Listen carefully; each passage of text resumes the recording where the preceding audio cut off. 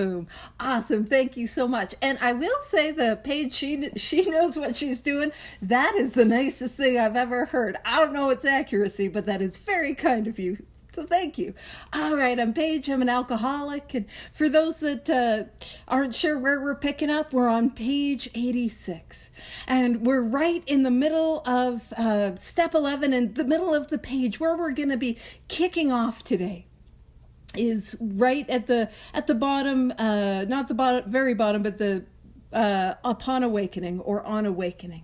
And that's where we're going to be diving in. And just to talk about where we're in the process of the steps and of the work and of the book. We're in the middle of the 11th step. And the 11th step asks that I seek to improve my conscious contact with God as I understand God, seeking only for knowledge of His will for me and the power to carry that out. And so what we described last week was the directions on what we do as we retire at night, so at the end of the day. But we also kind of shook things up a little bit, and we were speaking about the origins of when we retire at night, and the fact that when we retire at night in the original manuscript was a morning direction. And that's why it is first in the order of events, because a lot of times people will ask or be curious. And sometimes people genuinely have very interesting, like, metaphorical theories. But yeah, it's just because it was a morning direction. And then at the last minute, the editors was like, that makes sense. We'll put it at night. And so last week, we were emphasizing that I do not care when you do your evening review. I care that we do the evening review. I mean, more so when I'm working with Spot Cs. You do you, boo. But I do hear, as a rumor, some scandalous gossip that all the cool kids are doing their evening review. That's what I heard. So, just got the hot goss. And so what we're looking to do is to deepen and improve this relationship that we have with this power. And I think it was last week I was talking about the metaphors of the spiritual journey as a little like going on Tinder and like building a relationship. And some of you guys know what it's like to be in a relationship, and we want to start the day off on a good foot. And so what we're going to do is exactly that. Start the day with intention and start the day with connection. So on awakening, so that's when we get up in the morning. Let us think about the 24 hours ahead. Now, what we're going to do in the Upon Awakening is prayer and is meditation. Now, there is a thinking element or a thinking aspect to the meditative practice that we're going to expand upon on Awakening. But I will say sometimes, and some of you guys who have been coming here a while, you've heard this, and I have nattered on about this. Sometimes people will say, hey, in the 1930s, meditation didn't mean meditation. It only meant thinking, which isn't fully accurate. And I'll talk a little bit more about that. Discursive meditation, which involves thinking, was a type of meditation that was available. And there's aspects of the Upon Awakening that is discursive in nature. So a thought-focused meditation. We're thinking through in a meditative way what our day is going to be like.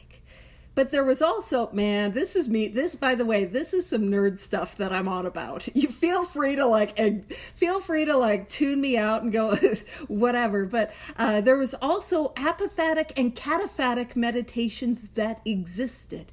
So cataphatic is where we meditate on something. We direct our attention to something. And apophatic is more where we are withdrawing our attention from. I'm not doing the best sort of description of it. And again, this is kind of some nerd stuff. But when we get into the meditation, the nerd stuff comes out and I can't stop it. So don't you worry. We will be going on a variety of religious experience tangent. All right, so it says, let us think about the 24 hours ahead. So we're going to do a meditative preview of the 24 hours ahead. Now it says we consider our plans for the day. Now some of you guys know that I got a 1930s dictionary because I'm a whole lot of fun. And in my 1930s dictionary, of course, if I look up the word meditation, it'll say to think or to contemplate. And again, if I were to look up the word contemplation, it ties into thinking. But when we look at people who were contemplatives in that time, it was not about their intellect. It was about, now bear with me, the posture of their heart. Which, oh man, I hear me saying this. I want you to know, if you are like, ew, gross, that was me when I got here. I'm like, ew, gross. I don't want to hear about your heart posture. And now I can't stop talking about that bad boy, that posture of my heart. Hey girl, we're on page 86. We haven't gotten far. Upon awakening. So it says we consider, and in my 1930s dictionary, to consider is to fixate the mind upon or to contemplate. Now, contemplate does not, of course it means thinking, I got to contemplate my options. But a contemplative practice really is about bringing our attention to a point, whatever that point is. And when we kick off Upon Awakening, we're going to see that we are going to start with this idea of bringing my attention to the preview of my day, looking at what do I have to do today. Now it says, before we begin, we ask. Now, anytime in this book we see we ask or to ask, what that is a prayer. So that is a prayer. We ask that God direct our thinking, especially that it be divorced from self-pity, dishonest, or self-seeking motives. So what we're going to do is we're going to come to a place of, I like to describe it as quiet, as stillness, where I'm coming to a place where I'm just here in the present moment. And then I'm going to ask God, I pray that you would direct my thinking, especially that it be divorced.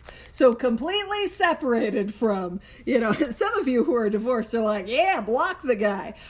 We want to be divorced from self-pity, dishonest, or self-seeking motives. And I want to point something out. This is one of the few places in the book that we talk about our motives. See, a lot of times we think, oh man, I gotta have good motives to do the steps. Doesn't say that.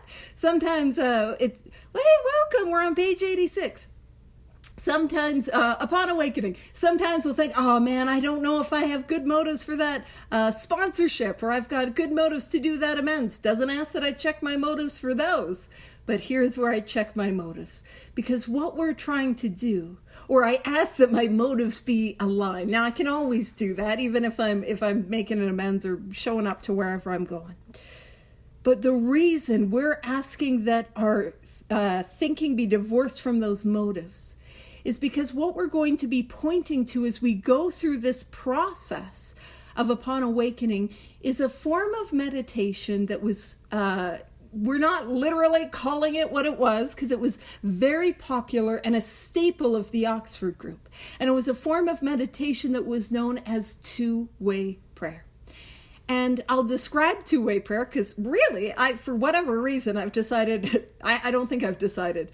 I'm just very tired and my brain's like, all the tangents, please. And so that's where we're going. But the thrust of what that meditation practice was about coming to a place of expectancy and receptivity. So I'm expecting and I'm waiting to receive. And I can't do that if I'm busy thinking around and doing it my way. So I'm just, again, pointing, and I'm going to expand on it. I'm just off on tangent. So under these conditions, we can employ, which is to say use, our mental faculties with assurance. For after all, God gave us brains to use. So we get to use our thinking. So we can have that meditative preview. I heard how I pronounced it. Tomato, potato, preview of our day. And we can also use our mental faculties when our thoughts wander to bring it back. Last week, I was talking about how the practice of meditation is not sitting in perfect stillness. It is bringing our attention to a point and then our mind inevitably wandering. What's for dinner? And we notice and bring it back. That noticing and coming back is meditation. And when we reframe the meditative process in that way, that changes from the most common old idea that I hear, which is, I can't meditate. My brain, it's always thinking. Yes, that's what it does. It's literally like saying, I can't sit still. My kidney, it's always filtering the blood. Yes, that's what a kidney does. The brain, it thinks. Of course, you're not weird. You're not the anomaly. Everyone thinks they can't meditate. Meditation is practicing bringing our thoughts to a point and inevitably at wandering, catching and coming back. So it says, so we can employ our mental faculties for assurance. For after all, God gave us brains to use. Our thoughts are God-given. Now, over time, we're going to experience more and more intuitive thoughts. We'll talk about that. But there's a transition that's happened. See, in step one, I am doomed with the obsession of the mind, a thought that will take me back again and again and again to the first drink, despite the fact that it is ruining my life. But here, hey, your God gave you a brain to use. Use it, girl. Like, whoa, there's a transition that has happened. Spoilers, it's essentially 4 through 9. That's what's happened. That is what has changed and transformed. It says our thought life will be placed on a much higher plane when our thinking is cleared of wrong motives. This was news to me. Y'all know you have a thought life? I didn't know I had a thought life. I did not know that existed. I thought I was my thoughts. And I don't mean that in a esoteric or existential way. I mean, I would have a thought that would say, Paige, you suck. You're a piece of garbage. And I'd be like, boy, that thought is true. Yep, absolutely. Do you know what I mean? And here is how I would wake up every morning. I would begin to come into consciousness, and the little natterbox that lives between my ears would be chattering away, and it would be chattering some not nice things. I hate myself. I wish I was dead. I shouldn't be alive. I'm such a loser. Everyone hates me. I shouldn't be alive. I should kill myself. Boom, ba-doom, ba-doom, ba-doom. And that is how I would come into consciousness each and every morning. Now, when it says our thought life will be placed on a much higher plane when our thinking is cleared of wrong motives, I want to share with you that has become a powerful promise in my life. Now, those words on a page, when I just read it, it's like, cool, yeah, I'll have thoughts that are a little more God-centered than Paige is a piece of garbage-centered, cool, what else? But I'll tell you, I can't remember exactly when it happened, but I remember noticing it. I woke up one morning, and as I was coming into consciousness, what was happening in my thought life was I was praying. I can't do that on my own power. I'm just coming to. I'm just awakening in the morning. I can't possibly change my thoughts as I'm beginning to become conscious with my own power. That was a change that happened to me.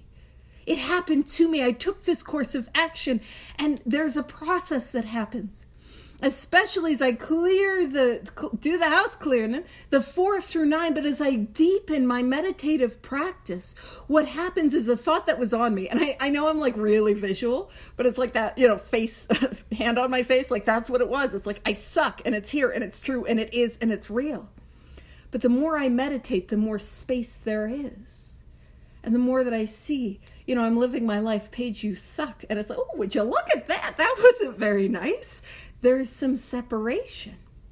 And I start to see that I am not my thoughts. And you see, what happens is there's some space. There's some space for a pause. And we're going to talk about how I can pause when agitated or doubtful. And 2 weeks ago, we spoke about the 10th step, I watch. Well, for somebody like me, I don't have the capacity to watch if there's not separation. And that's where 10 and 11 really move together in my life. And I want you to know, my life did not change until I truly took the 11th step with the seriousness that it demands for somebody with the depth of spiritual malady that I got, baby. Like, oh, I am not a happy camper on my own power. You know what I'm saying? I am miserable. And I got involved. Now I'm talking about this one because I'm off on this tangent. And again, attention span of an absolute gnat, especially today. But I got involved with a spiritual exercise known as Steel on Steel. And it was created by the well-known speaker Mark Houston. And what we did, it was a group of us gals, and we would get together we would do it once a month, and we would get current about the difficulties we had living the spiritual way of life. So we'd be transparent. We'd start with the circle, the triangle, our prayer life, our meditation life. And so we had to say how often we prayed, how often we meditated. Well, that got me to do the thing that I wasn't doing, a little bit of accountability. It shook me up. And then we would get into all other areas of our life. And we only had 10 minutes. If we didn't get through it, we didn't get through it. And we would receive considerations. And we would take those considerations to prayer and meditation over that month. Now, I'm somebody who... I joke about this. I was probably suicidal in vitro. I was genuinely, my mom, I was a twin, and my brother, he was moving around, hanging out, like just having a great time. And my mom would tell me about how I would just be like holding on to the umbilical cord, like, oh, like I wasn't even in the world yet. And it was a little too much. And I remember being suicidal, in the 3rd grade. And I remember I didn't know what suicide was before that, but man, I remember in kindergarten, the stress that I had trying to learn how to tie my shoes. It's not socially acceptable to give, like a kindergartner a shot of whiskey, but I tell you, I could have used it because I was so consumed my whole life. And I spent almost my entire life with suicidal ideation that pervaded my existence. I can just end it. I can just end it. And I mean, I really, I like retirement planning is a little stressful because I have literally doubled my life expectancy and I don't know what to do. I genuinely not supposed to make it past 18. We are in uncharted waters of my mid-30s. Mid to late 30s. Oh no, existential crisis in the middle of that sentence. All good. It's like, what do I do? And so I always thought that if it got bad enough, I didn't need to be here. That was always my exit plan. That was always my retirement plan. That was always how my brain worked. My default setting is miserable, suicidal. Now, at 18 months into sobriety, when I got sick and I lost the ability to walk without assistance, chronic nausea, had to learn how to read again, all of that, man, I was drowning. I was drowning in the bondage of self. I was drowning in the pain and the suffering of that situation, and I could not see a way out. And I got involved in Steel on Steel. And again, the solution was not Steel on Steel. Steel on Steel got me to work this solution out of this book with the rigor that it demands for somebody like me. And I remember that for the first time in my entire life, that little voice, you don't have to be here anymore. If it gets bad enough, you don't have to do this. That voice fell away. And that, man, obsession to drink removed. Okay. I believe that. But that you could touch that voice, that voice could go, I didn't think that was possible. I can't tell you what your journey is going to be, but I'll tell you that my journey has been in direct proportion to the application of these 12 steps as a way of life. The more that I do this, the more freedom that I get. And so that thought life being on a much higher plane, when our thinking is cleared of wrong motives, man, there is depth to that I did not realize when I was reading it. But just like all of this, it is ineffable, which is to say it needs to be experienced to be understood. You could not have told me that that suicidal ideation would leave me. I wouldn't have believed you. I thought it was who I was. I thought Little Miss Miserable, Little Miss Oscar the Grouchette. That's who I was, and that was me. But that's not me. That's not me. And it's a reminder that I ought never sell the power of God. Alcoholics Anonymous, these 12 steps short. So it says, in thinking about our day, we may face indecision. We may not be able to determine which course to take. So we might not know what is the right thing to do. How do I show up to this situation? Should I stay? Should I go? Should I communicate? Should I not?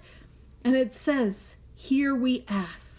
And again, anytime it says we ask, that is a prayer. So we got a whole nother prayer. We ask God for inspiration, an intuitive thought or decision. So we ask for this intuition. We ask for an intuitive thought or decision. It says we relax and take it easy. We don't struggle. And what we're pointing to is, again, that meditative practice known as two-way prayer.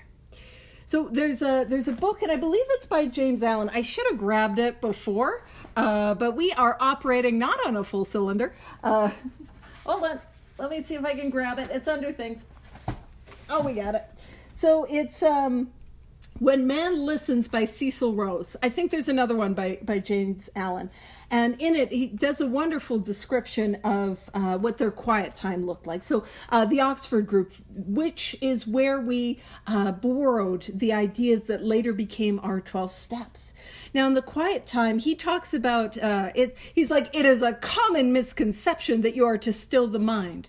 Which, again, I find is such an interesting thing, because if that is a common misconception, that means that was a form of meditation that many people were trying to do. Again, I'm arguing that, like, meditation didn't exist. I'm like, well, Cecil Rose was saying, like, hey, what we're trying to do is not stop our thoughts. But what we are trying to do is listen to the thoughts that are the voice of God, that are beneath those thoughts. And I promise, man, we live in a thing where it's like, but yeah, how do I do that? How do I do that? You know, like, girl, like, give me some directions. And so a lot of what there's sort of more contemporary approaches to two-way prayer. You can find them by looking up, I believe it's twowayprayer.org. I'll share with you how I've done two-way prayer. I've also done a workshop on some of the meditative practices that existed in the 1930s because I'm fun. And I also did a workshop on and two-way prayer, like we did it at the same time.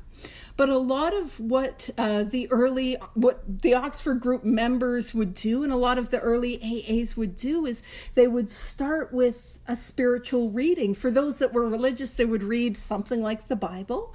A lot of the early AAs would read it was a Methodist magazine called The Upper Room. None of the history husbands are here to correct me, but I'm pretty sure I'm right on that one. I don't stand a whole lot, but I do stand to be corrected. And what they would do is they would read some of the spiritual literature, and then they would ask a question, and maybe it would just be like asking for guidance. And they would come into, a lot of them would come into that place of stillness. For me, when I've done two-way prayer, I've actually, you don't have to do this. I'm just sharing with you guys my experience. When I did two-way prayer, I combined two-way prayer with centering prayer. And centering prayer is a technique that originated in the medieval ages. I believe it was the 14 or 1500s, from a book that was known as The Cloud of Unknowing by an anonymous author. And what you do in centering prayer is you have this naked intent to seek and to know God. So it's like lifting the heart and mind to God. But between you and this power is this cloud of unknowing, knowing that we will never perfectly pierce that cloud. But there will always be thoughts that like come and distract and pull. And what you do is when thoughts come, you say mentally a sacred word. And like that's like, boop, down with you, thought, boop, and then back to that naked intent. And the reason I like to do that with me when I do two-way prayer is I found it created a lot of inner space. You don't have to do that. You can just come to a place of just kind of quiet into the present moment. You can bring a felt sense of your higher power with you. And then what they would do is they would write. And they would write what comes to mind. that sort of meditative writing. Now, if you do two-way prayer, what can be really, really helpful is to begin that meditative writing practice with a term of endearment, like my child, my beloved, my dear. Man, I wish I was better at emotional intimacy, because I'm tapped out on terms of endearment. But like my love, my beauty, like whatever. And if you find that you get stalled out, you can then come back and start again with that term of endearment. And I did two-way prayer consistently for a very, very long time. And I have had powerful experiences with two-way prayer. And it's interesting because I am somebody who, I joke, I've grown tremendously in my ability for emotional intimacy, but I was somebody who hated myself with a vitriol that was unparalleled. And there were things that I would write about God's love for me that make me even today sweaty and uncomfortable. I'm like, that's nice. Ugh. I'm like, oh, that's, ugh. And it's like, that's not me. That's not me. And I'll share this with you guys. This was a powerful experience that I had with two-way prayer. I really love boring. We're going to talk about this if I could keep us on track. We're going to talk about this as we get into be quick to see where religious people are right. And I love borrowing rituals and traditions from a variety of faith traditions. And there's one where you give something up, you add something to your prayer life, and you find an additional way to be of service. So not ones with the food and the colors and the lights, but I'm going to give something up. Because again, I'm fun. I'm a delight. And so I was doing one of those, and I'd done it a couple years in a row. And I knew what I wanted to add to my prayer life. I was so excited. And I knew what I wanted to do to be of service, but I did not know what I wanted to give up. And I remember asking a couple sponsees at the time, and do you know what they said? They said, you could give up vaping, because I was addicted to nicotine at the time. And I was like, oh, you've lost your mind. I don't rank sponsees, but if I did, you'd be right at the bottom. Absolutely not. Are you nuts? Are you nuts? Absolutely not. God bless you. No. And so what I did was I did some two-way prayer, and I asked, what should I give up for this period of time? And I don't even think it was in the writing. I think, so after you do the writing, you spend about a couple of minutes just being in God, higher power, creator's presence. It might have been in the writing, but I think it was even in that little period after where I was just sitting there. And what came to me, it was just like Fitzmayo's "Who Are You to Say There Is No God?" But not even booming, but it was a thought that crowded out all other thoughts. How big is your God? And what came with that was a deep knowing. Paige, you either trust me or you don't. You're asking these sponsees to take a leap of faith. You've got to take one too. And I was like, Roger Dodger, loud and clear. I was a little more reverence in the moment. I'm just kind of joking because I'm tired. I was like, okay, that's it. That's right. By the way, this is not a story about nicotine in the sense of if you're smoking and you need to have a puff. Now that I'm talking about it, you do you, have a smoke. I don't care. That's not what this is about. But I was like, okay, that's it. I'm going to give up nicotine. And I remember it was how it started to work was amazing in the sense that I was working with more people back to back to back. And that was right before COVID. So I was meeting them in person, and I often wouldn't get out to have my little vape in between appointments. And I'm like, see, it's meant to be. My nicotine's going down. It's God-given. And the day before, the Tuesday right before, the spiritual giant that I am, was like, absolutely not. I've made a mistake. We're not doing this. Nope. I'm going to give up being mean to me or something like that. I'm not doing it. And I met a sponsee, and I was in between appointments, and we went outside. We went outside for a smoke. And while I was out there, I didn't even get a good haul on the vape. I remember that. I didn't get even a good haul on it. But what happened is the lanyard on my vape caught on the brake of my wheelchair and smashed to the ground. And I've not had nicotine since. And the story is not about nicotine. I'm not judging.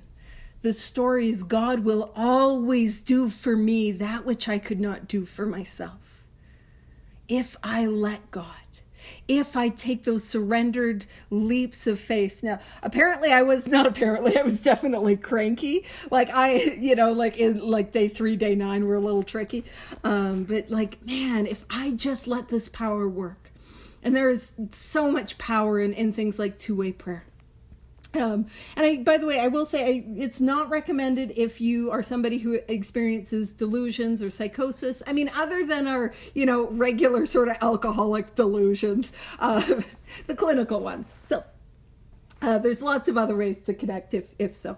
So it says here we ask God for inspiration and intuitive thought or decision. We relax and take it easy. We don't struggle. We are often surprised how the right answers come after we have tried this a while. Now, I've read a lot of, I say read, I mean audiobooks, and I have it read to me like from the computer, but a lot of some of the 8 points of the Oxford group or When Man Listens and about some of the two-way prayer practices that they had at that time. And, one of the most interesting thing is if I'm in two-way prayer and what keeps coming up is a resentment, or an unmade amends, like a lot of times we're like, no, God, don't remind me about that. I want to know what spiritual action to take. Spoilers, that's the spiritual action. I can't tell you how often I will come to meditation and what will come to me is a resentment. And then what do I got to do? Inventory, baby. Or I put it's on my heart an amends. And there's been times within the last year, I can't remember how long ago, it was a couple months, I was doing my morning meditation, and what came to me was like, hey, you didn't make amends to that former employer. And I'm like, oh. And I found her on Facebook and sent her a message. She hasn't seen it or responded, but, I made that approach. And then I'm free. Oftentimes we think, oh, you don't understand. There's things coming up. I can't meditate. Sometimes those things that are coming up in meditation are the actions that I need to take and the things that I need to clear up to live in that sense of conscious contact with God.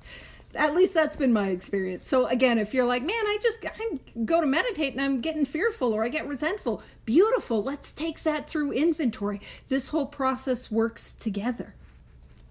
So we are often surprised how the right answers come after we have tried this a while. What used to be the hunch or occasional inspiration gradually becomes a working part of the mind. So this thing that we're just starting and occasionally we'll get a good idea, it becomes how we live our life. Now with two-way prayer, just like with ideas that come to meditation, a lot of what the Oxford group members would do is they would hold these ideas or inspirations up to the principles of the 4 absolutes. So the absolute, I think they're supposed to be in an order. I don't know what the order is, and I don't know why they have that order. So absolute honesty, absolute purity, absolute unselfishness, and absolute love. And so when we talk about that absolute unselfishness, that is this idea, this inspiration, is it selfless? Is it rooted in giving? Is it, and then we look at honesty. Is it absolutely honest in motive, in spirit? And then purity. Now don't worry about purity too hard because we're like, oh no. Purity of motive, purity of heart, And then is it absolutely loving? And here's my experience. Even if whatever inspiration that I have or whatever thought or idea or plan that I have, if I line it up to the 4 absolutes, even if it is not a divinely inspired idea, well, it's probably a better idea than something that's not in line with it. And the 4 absolutes are often really beautiful attributes to include in our sex ideal work. Am I showing up absolutely loving, absolutely unselfishness, absolutely pure in my motives? Honest, unselfish, loving, pure of motives. And if not, I can strive towards that. I can ask God to take me there. That's what we get to experience. And we do begin to be led and guided by this. But again, sometimes we have ideas that are just, a solitary self-appraisal is insufficient. So it goes on to say, being still inexperienced and just having made conscious contact with God, it is not probable that we are going to be inspired at all times. Not every idea, not every thought, not everything that I might write in two-way prayer or that might come to me is inspired. It says we might pay for this presumption with all sorts of absurd actions and ideas. Now, this always reminds me of a story, and this story can be found in the 12 and 12 in Tradition 2. It's on page 136 to 138 of the 12 and 12. I'm not physically going to grab my 12 and 12 and take us there, but I'm saying that in case you wanted to write it down or make a note. And it's the story of Bill Wilson. So Bill Wilson, he had been sober a while, but he and Lois were broke. And I'm not sure quite the timeline, but it might have been at the time where him and Lois are homeless. And they're living in clubhouses, they're couch surfing, they're doing this. And Bill Wilson, he's just struggling. And Charles Towns, the owner of the Towns Hospital, where Dr. Silkworth worked, where Bill Wilson had his white light spiritual experience, and where Bill Wilson would go back to try to 12-step, to try to carry this message to others. The owner, Charles Towns, I was not on top of this. There's a wonderful book about Charles Towns, and I don't have it within arm's reach. It's literally right over there, and I'm not able to get it. But if you're interested, wonderful book about the history of the Towns Hospital, King Charles of New York, by Gary N. And it's the whole history of that. It's like right there. I'm not able to get it. That's too much like physically moving that I'm not able to do in this moment. Wonderful. But Charles Towns, the Towns Hospital, it was losing popularity. It was not doing how it was doing in the roaring 20s, making money, sobering up drunks, belladonna-ing all over the place. Please don't mention I said that to the history husbands. I'm taking a little liberties. But it was in decline. But Charles Towns, the owner of this hospital, saw that there was something here. Man, Bill, you got something. And he's like, hey, what if I gave you an office? And I'll pay you just not to be a psychologist or a psychologist, but a lay therapist. Knowing you don't have any medical credentials. I'll pay you to do the work that you're already doing. And Bill Wilson was, when you try to be more humble than you are, and not you guys just are humble, you don't try. But Bill Wilson was like, oh yes, let me think about that. But really is like, yeah, I'm taking that.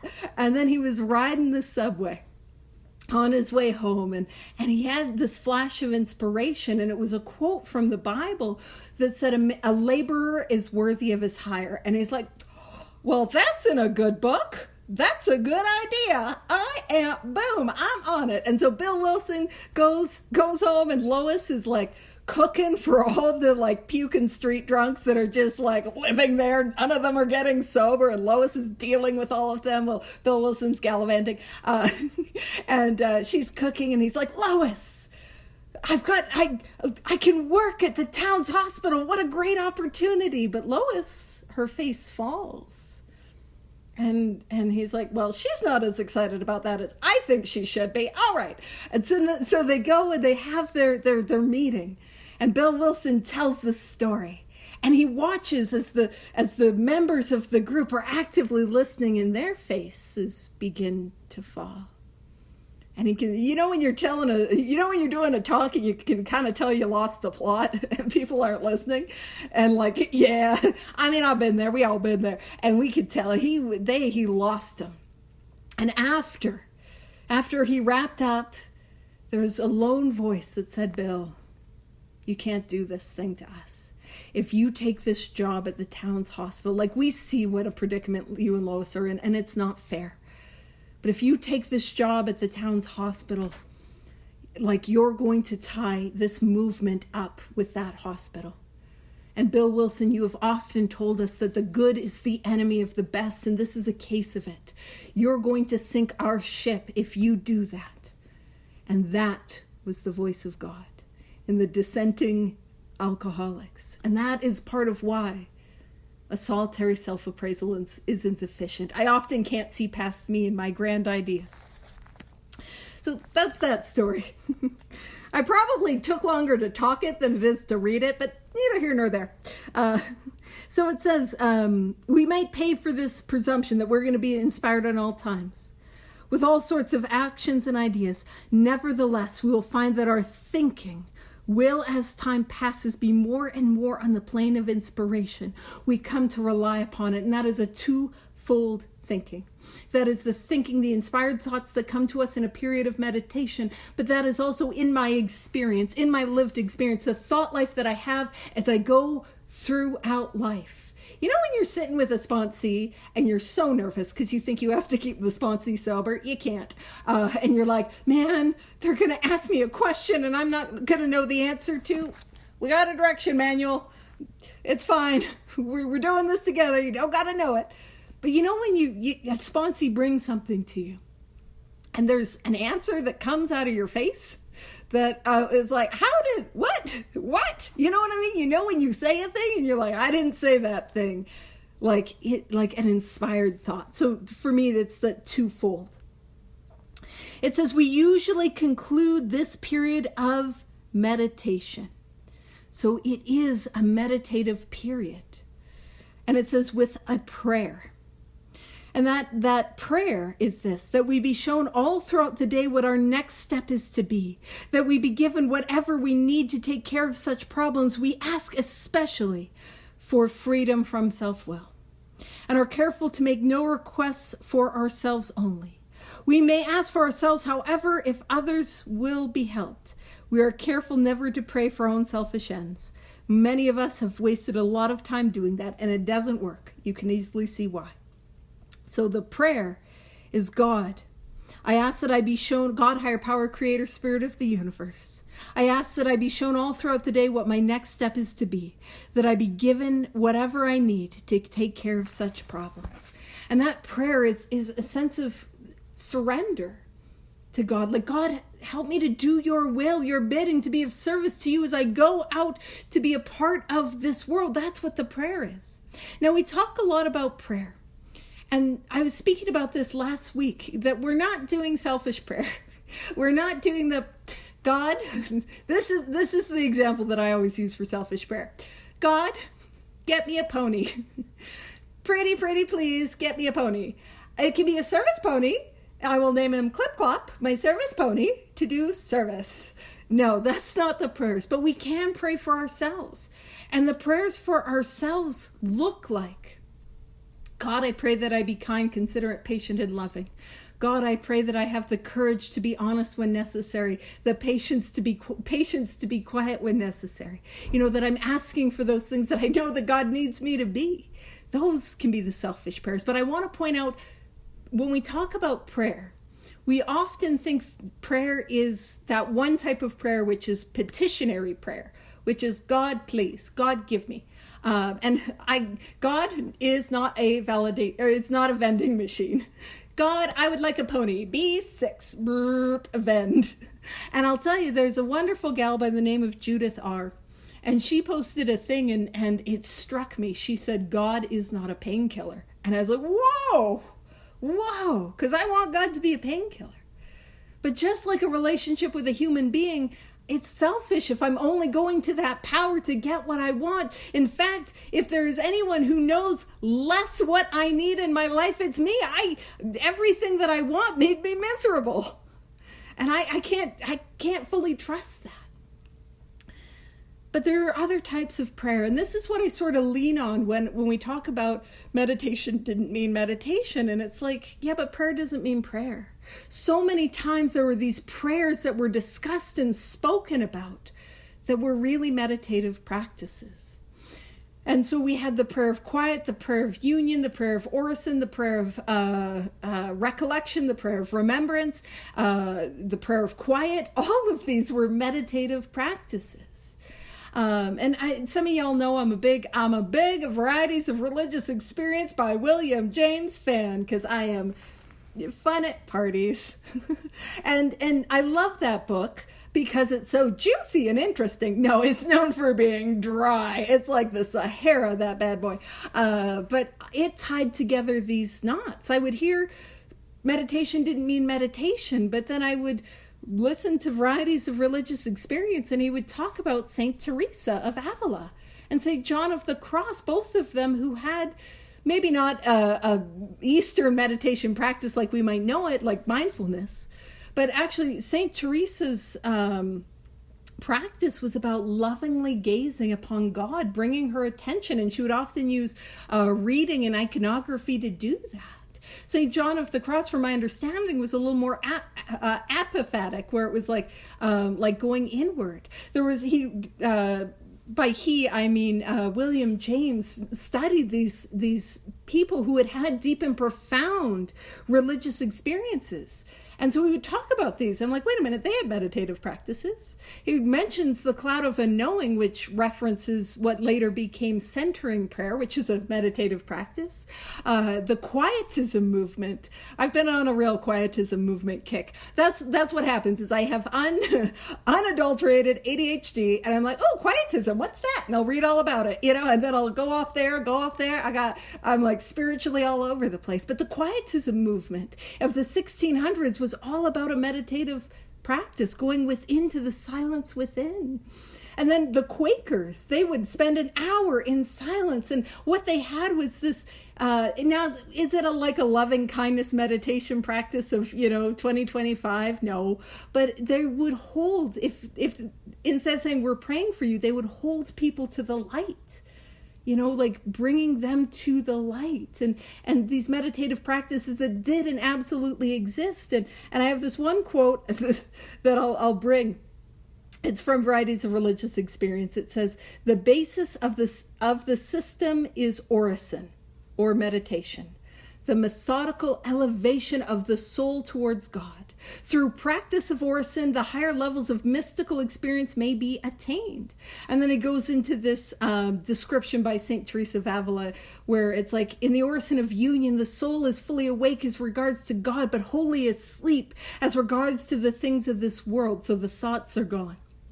And in respect of herself, during the short time union lasts, so an experience that happens in meditation, she, as it were, deprived of every feeling, and even if she could not think of a single thing. So they did have meditative practices, but some of the states you go into and you're led into. Anywho, I'm like, I'm not doing great for time. I gotta land this plane here in a bit. So we can't pray for selfish ends, but we can pray for others, and we can pray that we be changed. Because sometimes we get a little pedantic about that. So it says, if circumstances warrant, we ask our wives, our friends, to join us in morning meditation. And that morning meditation practice, that two-way prayer it was a staple of the Oxford group, and therefore a staple of the early AAs. It's not if I have a morning meditation practice, it's we are compelled, and I promise there is so much value in cultivating it. But it can be very difficult to my suggestion is, if you don't have a daily meditation practice, don't try to start with a 20-minute one.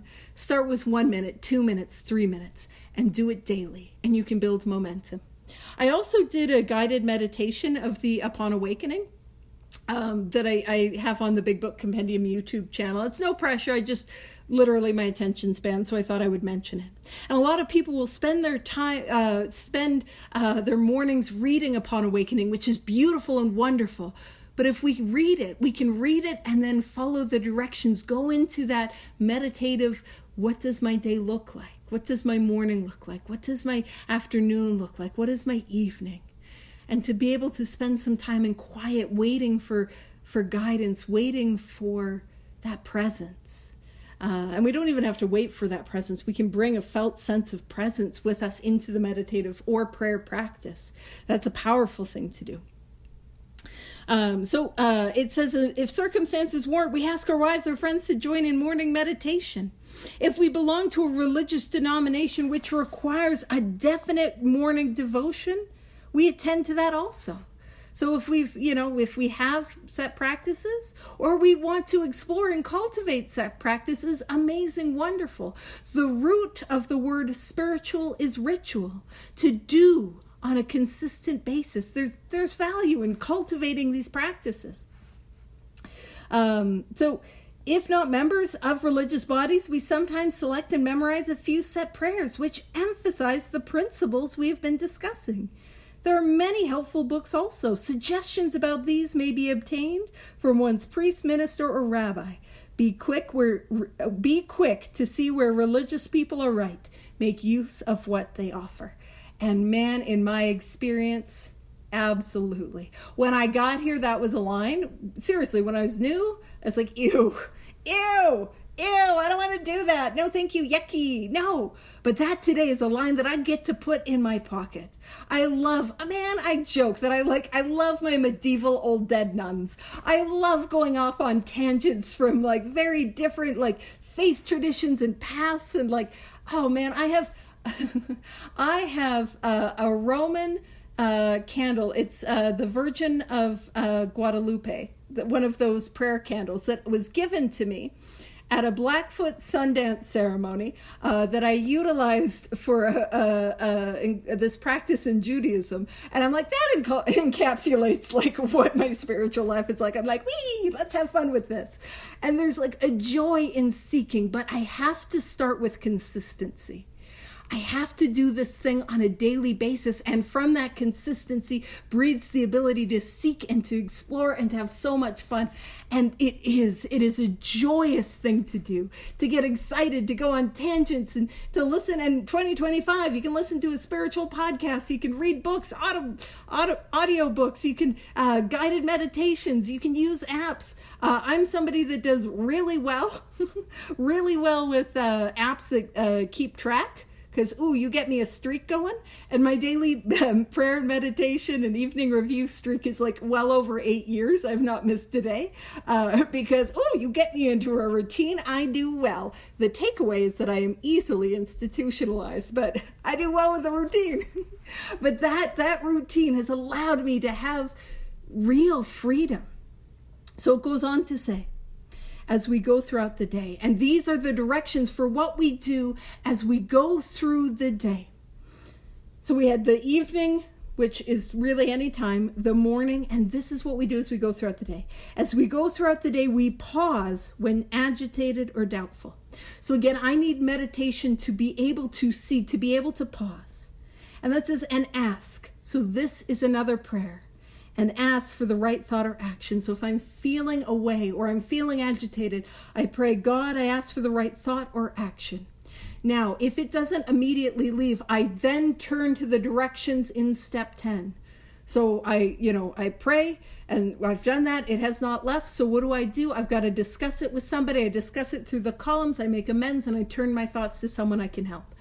But if it leaves, then I just continue on. It says we constantly remind ourselves that we are no longer running the show. God is in charge. I work for this power. I got fired in step 3. I'm working for this power. Humbly saying to ourselves many times each day, thy will be done. And that is a beautiful, we can use that and pray with that and meditate with that and work that as a mantra. Because if I have to, these are thoughts which must go with us constantly. I got to work this. That allows me to have that thy will be done, thy will be done. And as a result, we are then in much less danger of excitement, fear, anger, worry, self-pity, or foolish decisions. Now we can see the danger of fear and anger, worry, and self-pity. In fact, we've inventoried these things. We've made amends for these things. But excitement is an interesting one. I know I'm trying to get us, I'll wrap it up soon. I'm just trying to get us done this chapter. But the excitement is interesting because when I'm excited about something, I can be in self-will, playing God and thinking I know what's best. So that's why we're watching for it. It says we become much more efficient. The spiritual life is one that is efficient. We do not tire so easily, for we are not burning up energy foolishly as we did when we were trying to arrange life to suit ourselves. You see, my experience is I am a terrible God. I think I'm a good God. I'm a terrible God because I do not have God powers, God abilities. God, like, I can't make y'all do what I think y'all should do. So I'm wasting energy trying to control things. And here's a little secret. If I'm exhausted, spoilers, I've been exhausted. If I'm exhausted and I don't have, and there's not a reason why that I can pin to, it's usually a telltale sign that I've been in self-will. And so we do not tire so easily, for we're not burning up energy foolishly as we did when we were trying to arrange life to suit ourselves. I'm no longer playing God.